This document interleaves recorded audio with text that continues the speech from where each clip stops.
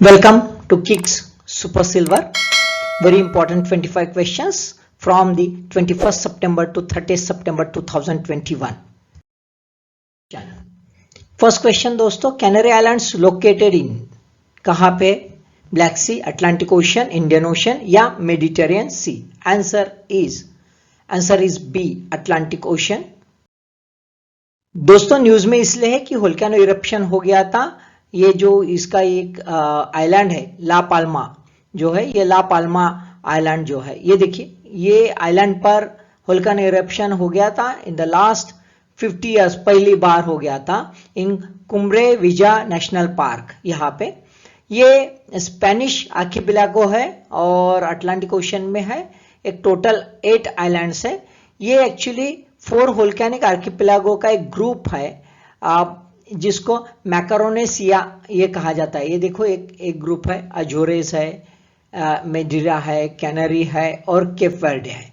इसमें से canary Island जो है it's near to 100 kilometre west of the Morocco. Morocco जो कंट्री है उससे 100 किलोमीटर पश्चिम में ये स्थित है. Second question, Botanical Survey of India recently published Plant Discoveries 2020. Consider the following statement with regard to this report. First, highest number of discoveries of plant made from Western Ghats followed by the Western Himalayas. Second, among the new discoveries, highest numbers contributed by angiosperms followed by fungi. है ना? Which of the above statement is or are correct? देख लेते हैं answer.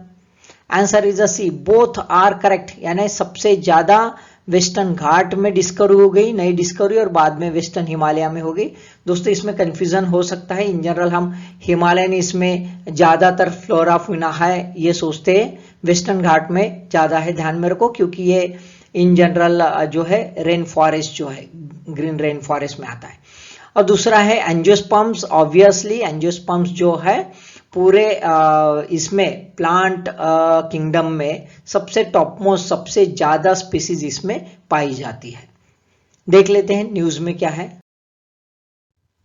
देखो plant discoveries 2020 का जो है ये रिपोर्ट दिया है. इसमें देखो एंजियोस्पर्म्स कितने मिले हैं, 119 करके, और उसके बाद fungi, lichen, algae, microbes, bryophytes and pteridophytes, total 267.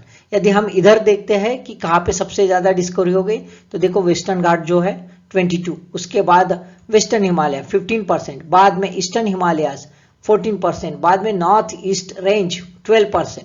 Total Himalaya देखा जाए दोस्तों तो टोटल हिमालय की तादाद ज्यादा है, लेकिन it is being divided into 3 categories. यहाँ पे यदि हम देखते हैं तो बाकी इसमें थोड़ा थोड़ा कम है. जैसे वेस्ट कोस्ट है, वेस्ट कोस्ट में 10% है. उसके बाद ईस्ट कोस्ट का नंबर आता है 9% है. बाद में छुटपुट है, जैसे ईस्टर्न घाट में 4%, डेक्कन में 4%, नॉर्थ डेक्कन में 3% और सेंट्रल हाईलैंड में 3% डिस्कवरीज पाई गई है. Next question, third question, south Asian association for a regional cooperation, one originally 7-member body. Afghanistan joined in 2007. Myanmar is an observer state. Answer is a D. All 3 are correct. है ना? तो अभी अफगानिस्तान का issue चल रहा है, इसी वजह से सार्क थोड़ा न्यूज में आ गया है.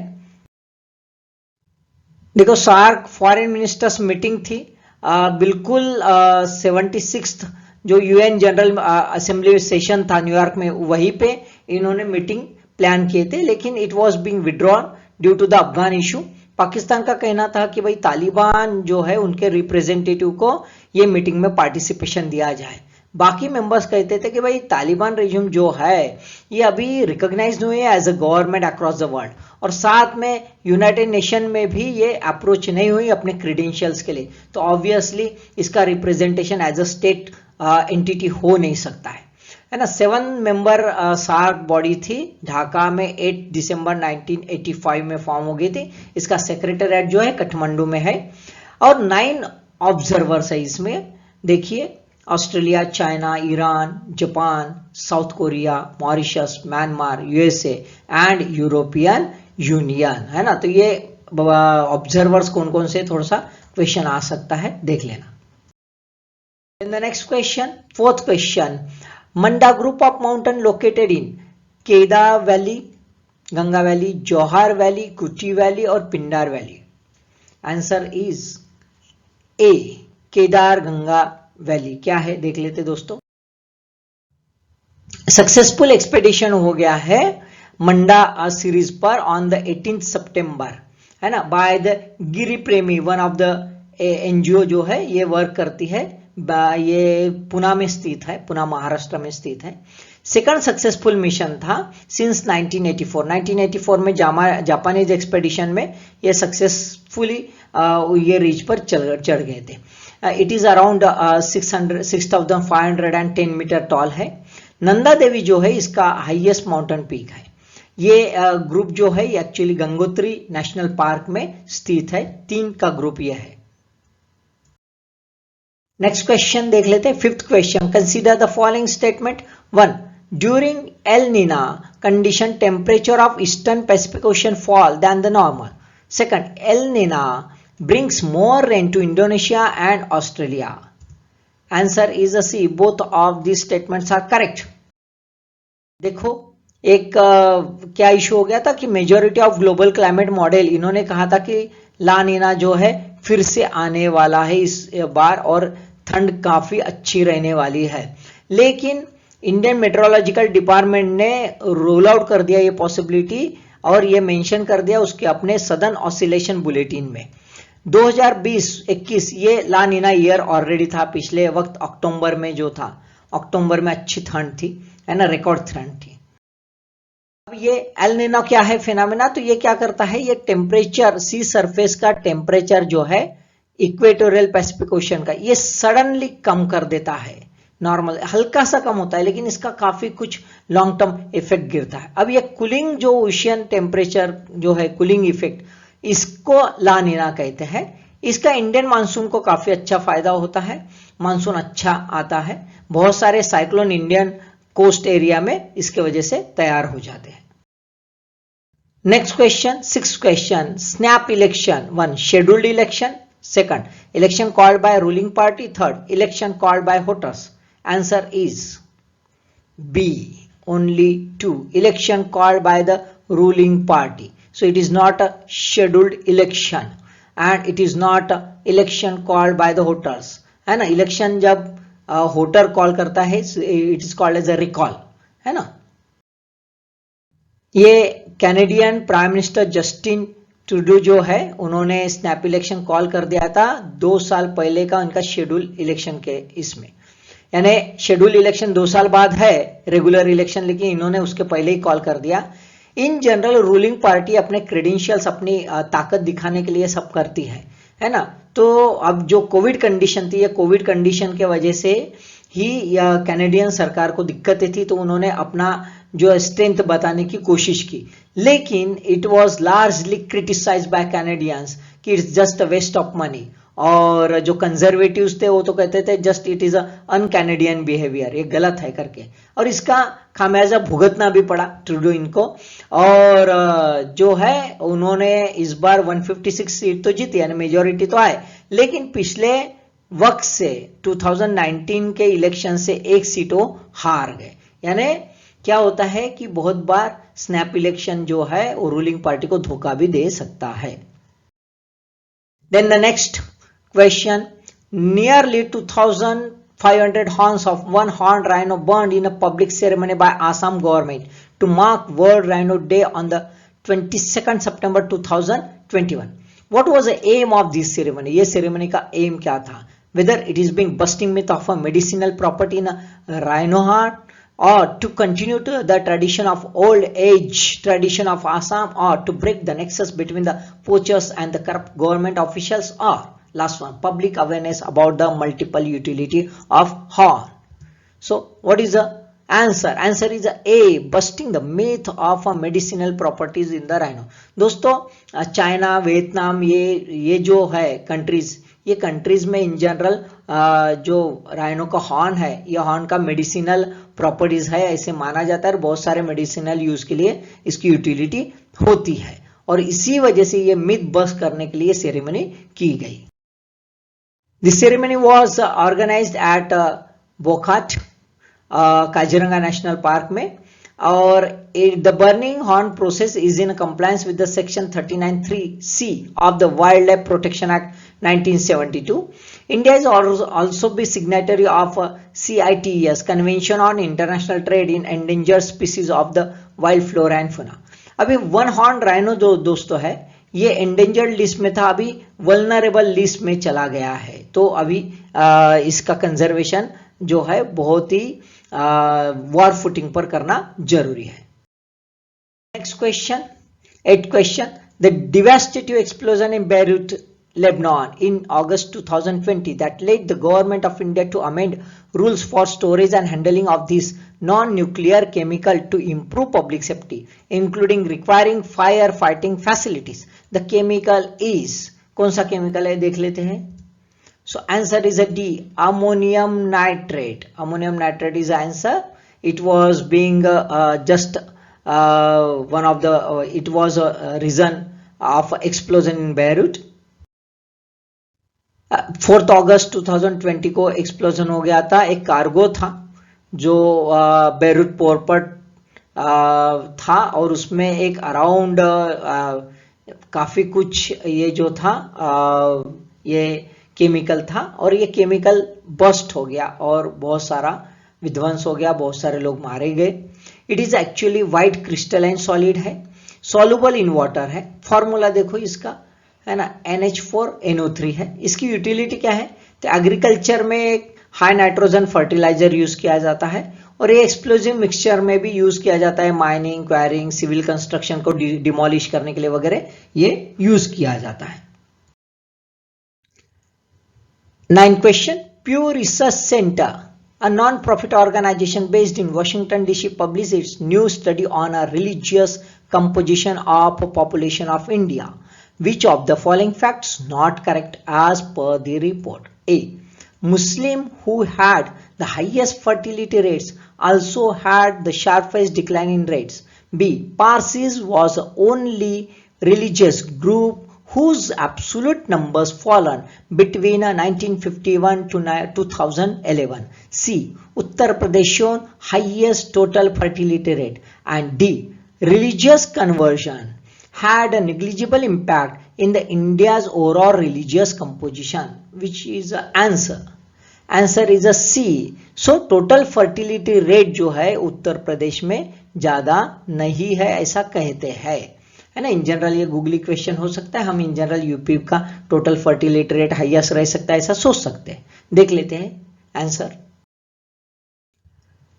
पारसी का पॉपुलेशन सच में कम हो गया है, एक 60,000 के करीब ही पॉपुलेशन है अभी।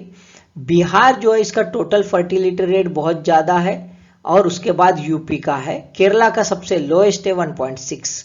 अभी खास बात यह है कि जो एलिगेशंस होते हैं इंडिया में रिलीजियस कन्वर्जन के बारे में वगैरह, तो उसमें प्रूव हो गया है कि रिलीजियस कंपोजिशन जो है ये बड़ा स्टेबल रहा है। 98% of Indian adults still identifying with the religion in which they were raised, and ऐसा कुछ बदल हुआ नहीं है। यदि हम चार्ट देखें रिलीजियस इसमें, तो जो फर्टिलिटी रेट है 92 to 2015 के करीब, तो देखिए कैसे हो गया। मुस्लिम जो है इनका 4.4 था 1992 में, अभी 2015 में देखो 2.6, काफी कम हो गया, एकदम sharply fallen. On the other hand 3.3 था हिंदूज का, वो 2.1 हो गया। क्रिश्चियन का देखो 2.9 था, धीरे धीरे यानी 2 तक हो गया, यानी एकदम से नहीं, मार्जिनल इसमें धीरे धीरे हो गया। ऑलरेडी कम था तो मार्जिनल इसमें। बुद्धिस्ट इसका देखो इनका काफी कम हो गया। सिख का जो है वो भी काफी कम हो गया और खास बात है जैन का जो है ये भी, यानी माइनॉरिटी रिलीजन यदि देखा जाए, माइनॉरिटीज ये वाले, तो ये रिलीजन का काफी कम हो गया। मुस्लिम का माइनॉरिटीज में यदि देखा जाए तो काफी कम, शार्प इस पर कम हो गया है। हिंदू जो है मेजॉरिटीज, इनका जो है एक मार्जिनल इस पर जो है फर्टिलिटी रेट कम हो गया है। तो कहने का मतलब है ऐसा कंपोजिशन में, रिलीजियस कंपोजिशन में बहुत बड़ा बदलाव आया ऐसा नहीं है। Then the next question, 11th question, which measures used to understand the position of COVID-19 pandemic, whether it is being a reproduction number, variant numbers of virus, or recovery rate, or vaccine efficacy rate? So answer is a A reproduction number, it is also called as R value, है ना, इसको are value भी कहते हैं। देखते हैं, reproduction number also called as R value, it refers to how many person can infected person infects on an average, यानी एक बंदा जो इन्फेक्टेड है वो कितने लोगों को इन्फेक्ट कर सकता है, how efficiently virus is spreading, है ना। तो आर वैल्यू जो है ड्रॉप हो गया है बाय 0.92 बाय सितंबर 2021। जो आर वैल्यू है मेजर सिटीज का वो अभी 1 के ऊपर ही है ना, जैसे मुंबई, कलकत्ता, चेन्नई और बेंगलोर, इसमें इसका 1 के ऊपर ही है। महाराष्ट्र और केरला इनका जो है आर वैल्यू ये 1 के नीचे चला गया है, ये खास बात है, जबकि यहाँ पे highest number of active cases है। इससे ये पता चलता है कि नेक्स्ट वेव जो है थर्ड वेव ये काफी वीक रह सकती है। रिकवरी रेट भी बहुत ही बेहतरीन है, 97.75% है।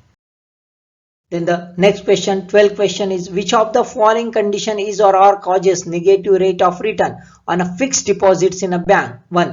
Lowering rate of interest on a deposit. 2. Fixing highest limit of a deposit. 3. Imposing tax on a interest of a fixed deposit. So answer is a C. है ना, 1 with 3 only, है ना, 1 और 3 ये एक साथ either और नहीं, ओके, मतलब 1 और 3 नहीं, दोनों एक साथ हो सकते हैं। रिसेंटली न्यूज में इसलिए है कि एसबीआई इकोनॉमिस्ट जो है उन्होंने कहा है गवर्नमेंट को, there is a need to relook on the taxation on interest of the fixed deposit. अब दोस्तों फिक्स्ड डिपॉजिट इन जनरल कौन करते हैं कि जो रिटायर्ड पर्सन होते हैं, सैलरीड पर्सन होते हैं, वो एफडीज करते हैं, और जो रिटायर्ड पर्सन होते हैं वो बेचारे एफडी के इंटरेस्ट के भरोसे जीते हैं।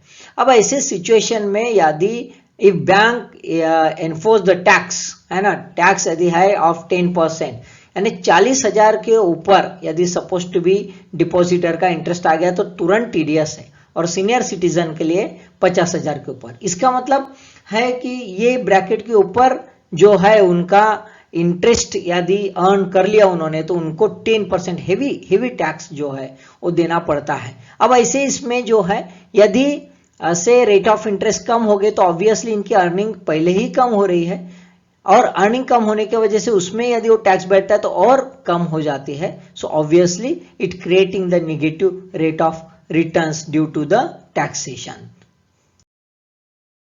Then the 13th question, as per the WHO assessment, which of the following pollutant affects more people than any other pollutant, whether it is being particulate matter, ozone, sulfur dioxide or carbon dioxide?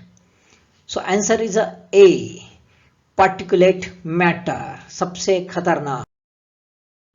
WHO ने 22 सितंबर को quality जो होती है air quality guidelines उसमें बहुत ज्यादा और conditions डाल दी, स्ट्रिंजेंट कंडीशंस डाल दी। अब इसमें जो है इन जनरल देखो आप, ये पोल्यूशंस जो है किससे होते हैं, कॉमन फैक्टर्स देखो, PM 2.5, PM 10, ozone, nitrogen, carbon dioxide, sulphur dioxide और carbon monoxide, these are the common pollutants है। अब guideline actually it's not bounded on the state, and main है कि पार्टिकुलेट मैटर जो है ये रेस्पिरेटरी डिसीज, सबसे ज्यादा रेस्पिरेटरी डिसीज करता है।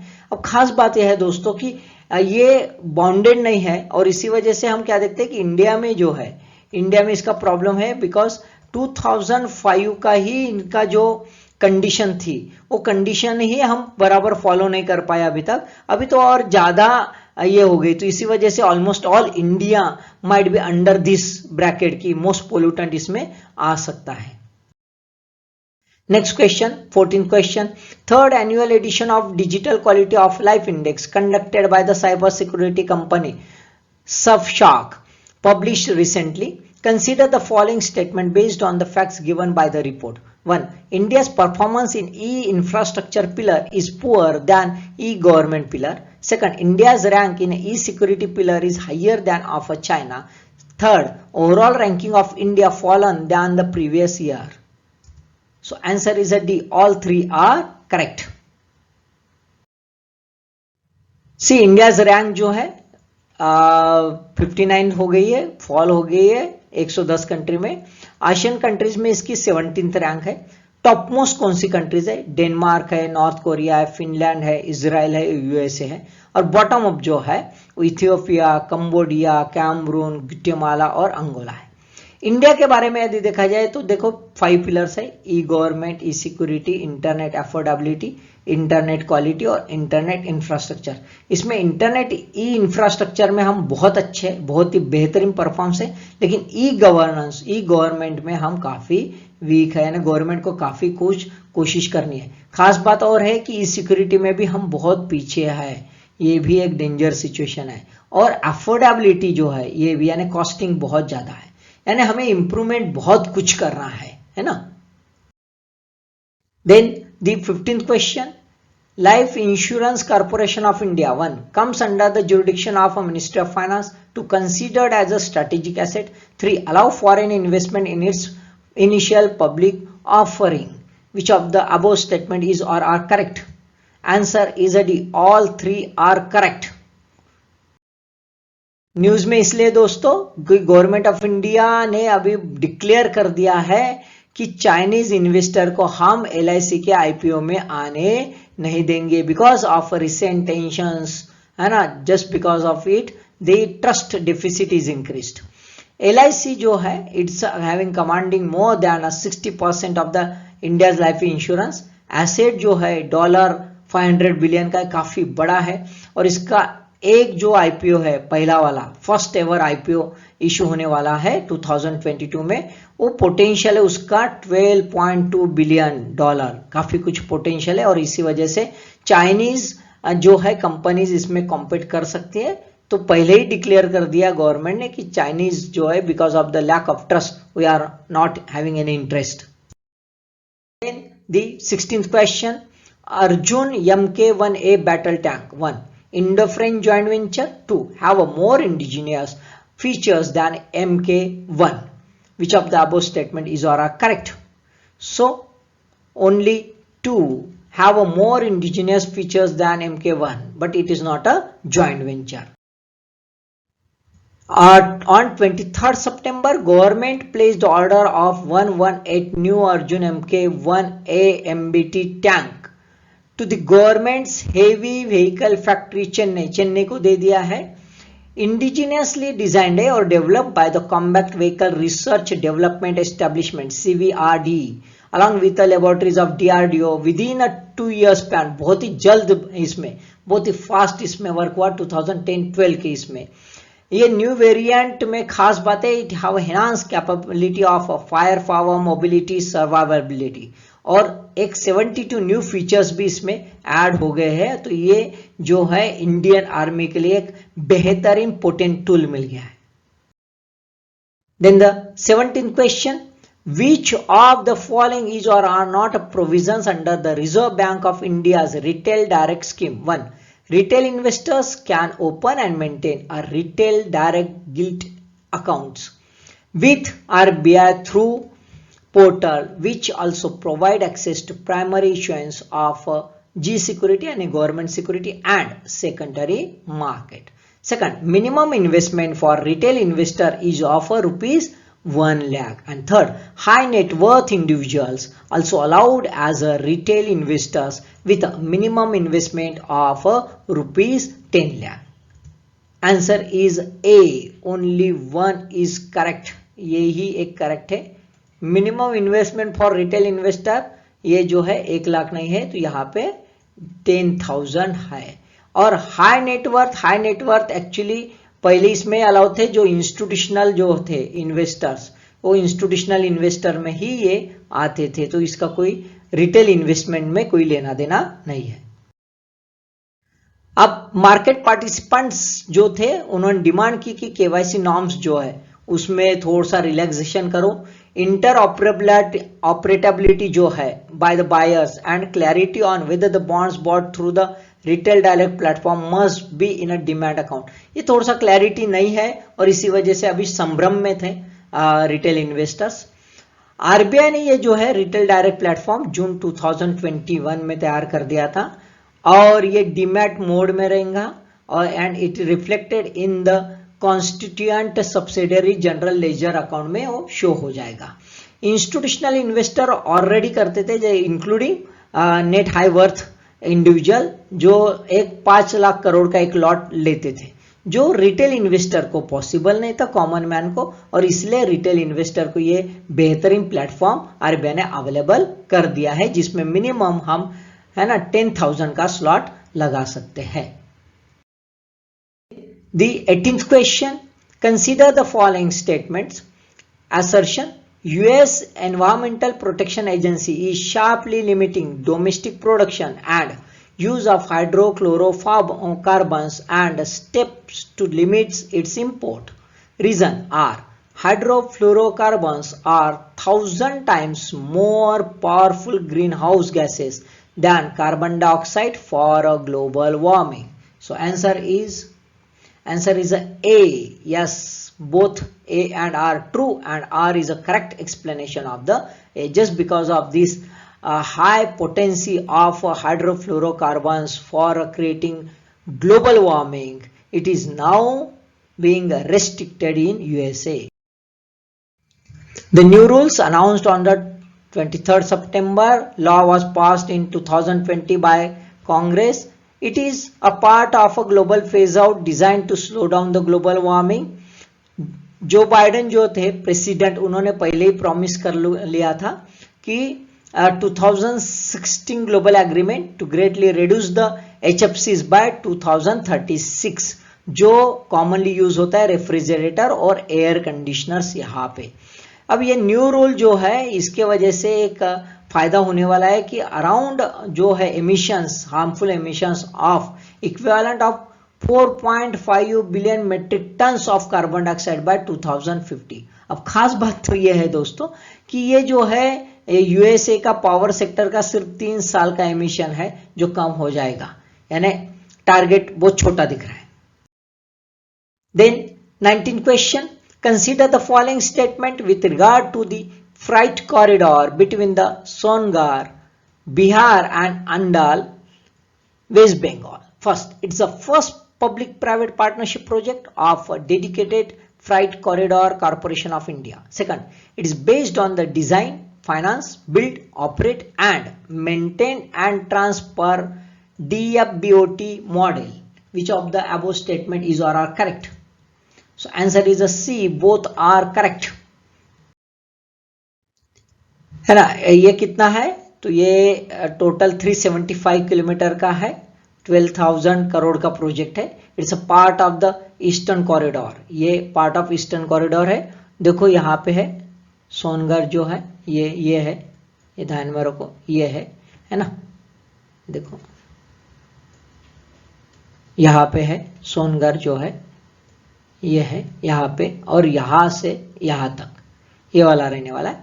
अब ये क्या कवर करने वाला है? It's area of coal mining और स्टील इंडस्ट्रीज, इसका हब कवर करने वाला है। अब बिडर जो है उनको ये टेंशन का कि जो ट्रैफिक प्रोजेक्शन दिए थे वो बराबर है या नहीं है, 30 इयर्स के कॉन्ट्रैक्ट में वो वसूल होंगे या नहीं होंगे, तो इसी वजह से अभी चेंज कर दिया। Now decided to make a payment not on the basis of traffic run but on the services of the rail system developed by the bidders, यानी सिस्टम के आधार पर जो है, सर्विस सिस्टम के आधार पर ही सब बिडिंग हो जाएगी। Then the 20th question, first Himalayan film festival held in Ladakh, Jammu and Kashmir, Himachal Pradesh, Uttarakhand. So A Ladakh में फर्स्ट हिमालयन फिल्म फेस्टिवल हो गया है।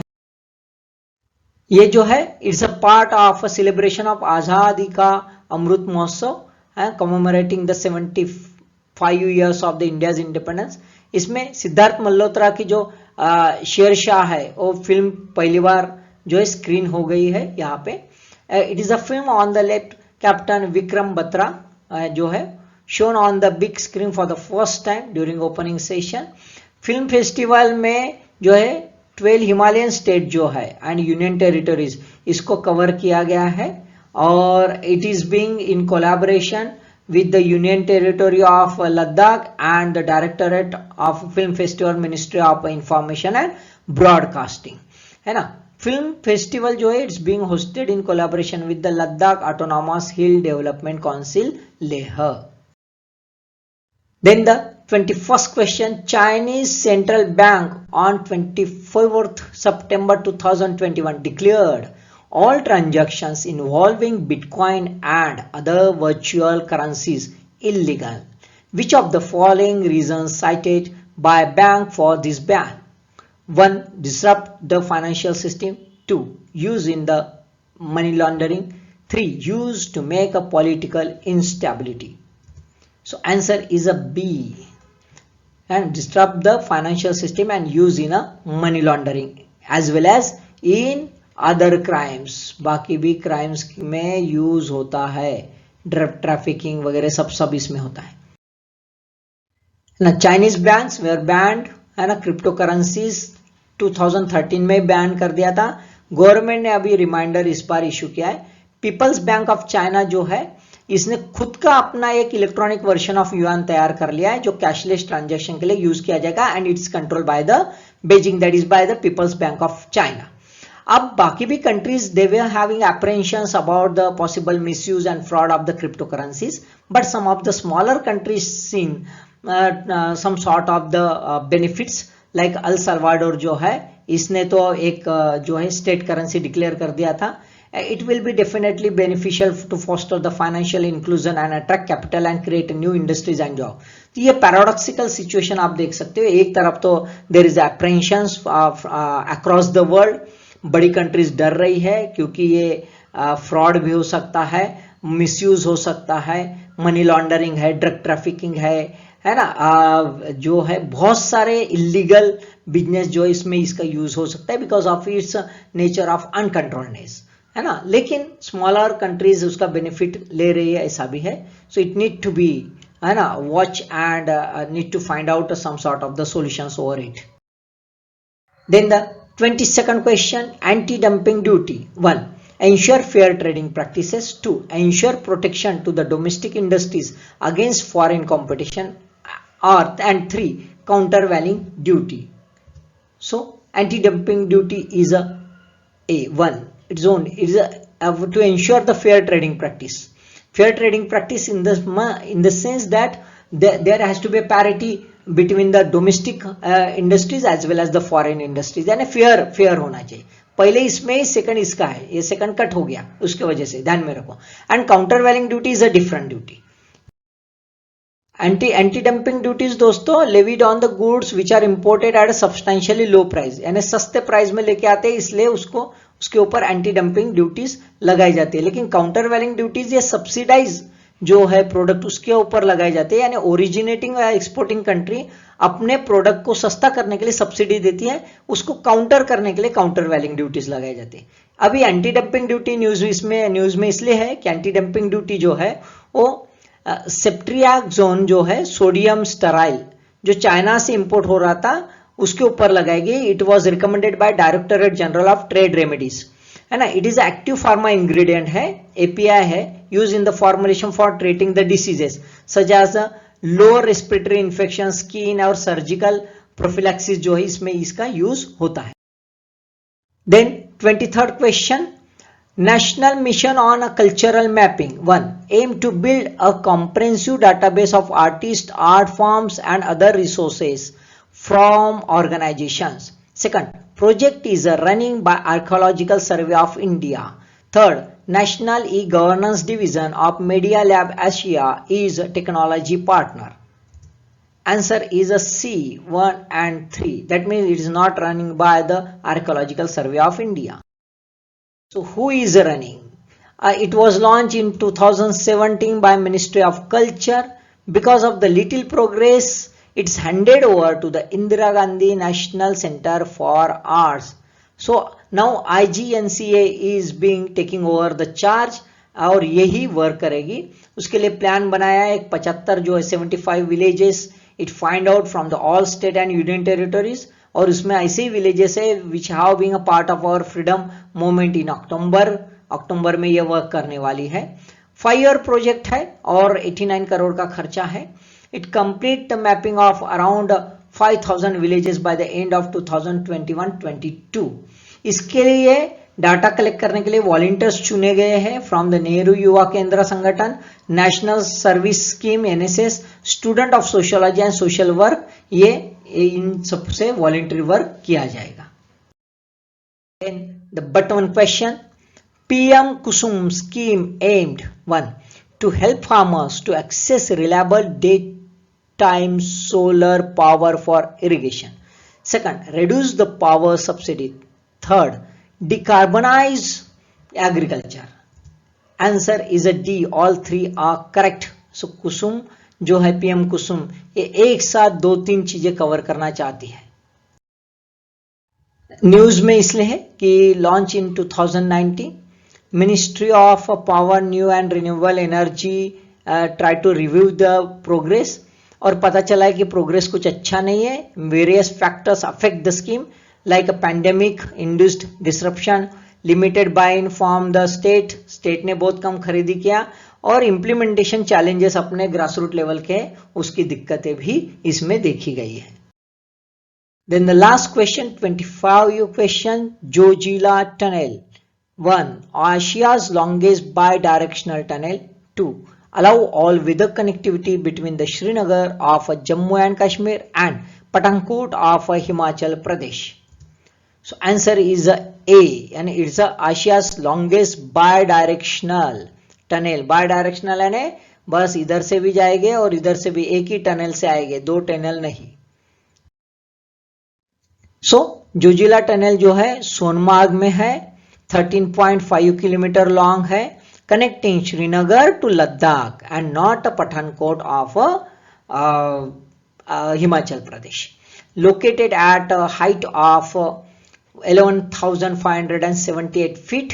It will reduce the journey time from the 3.5 hour, देखो पहले 3.5 घंटा लगता था, now just 15 minutes. ये देखो दोस्तों, इसका लोकेशन है यहाँ पे, ये यहाँ पे लोकेशन है उसका, ठीक है। अब एक खास बात देखो कि इसके पहले भी एक टनल है which have a name as a Z Morh, है ना, ये 6.5 किलोमीटर की है, और जोजिला जो है ये अराउंड 13 और 14 है ना, 13.5 किलोमीटर की है, ठीक है। ओके, होप सो आपको ये 25 क्वेश्चंस जो है बड़े काम के जरूर होंगे। So friends, all the best and thank you for watching this video.